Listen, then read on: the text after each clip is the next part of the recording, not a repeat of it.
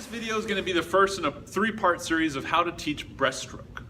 Of course, when teaching any new stroke, it's always best to start with the kick. So let's take a look at how to teach the breaststroke kick. One of the reasons why the breaststroke kick is more difficult is because we're so used to feeling the water on the top of our foot rather than the bottom. Imagine that this is my foot.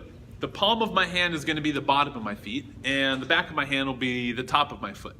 In freestyle, the part of the foot that feels the water is the top of the foot because we're kicking down into the water. For backstroke, same, the top of the foot feels the water when we kick up. For dolphin kick, it's the same. The top of the foot feels the water as it kicks down. The breaststroke kick is the only kick that uses the bottom of the foot to interact with the water by doing more of a sweeping motion or a whipping around motion, but it's the bottom of the feet that feel it.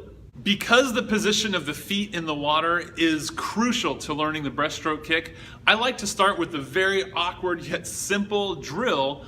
Let's take a look. Have your students find some place they feel safe, either on the steps or near a wall, and just have them practice opening and closing their legs. As they open their legs, they should have their toes pointing outwards, making sure to not push any water with the top of the foot. And when they squeeze their legs together, they should turn their feet inwards, almost like they're clapping their feet. And when they feel comfortable with that, have them do the same thing in a front float position, making sure they feel themselves move forward every time they close their legs. Now, once your students know what to do with their feet in the water and what to feel with their feet, then you can incorporate and teach the rest of the breaststroke kick motion, just like this.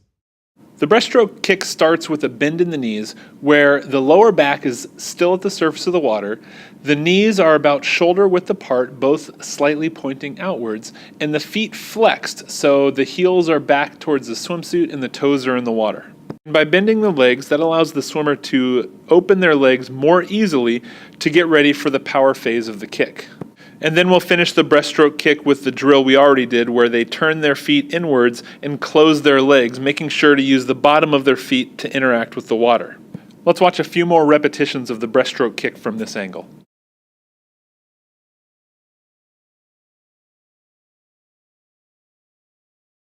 And you can have one student or multiple students practice the breaststroke kick at the same time by having them practice against a wall, on the steps, or even with their arms draped over the lane line.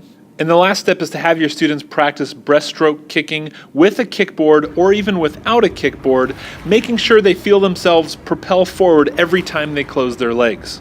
Let's take a look at a few of the common ways that students will swim the breaststroke kick incorrectly. The most common mistake is made when a student points their toes every time they bend their knees.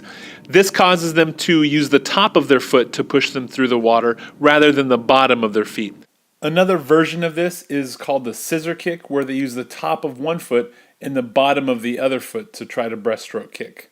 Go back to the drill we learned at the beginning of the video where the legs are straight and the student focuses on just the ankles and the feet, making sure they get a good feeling for using the bottoms of their feet to push themselves through the water.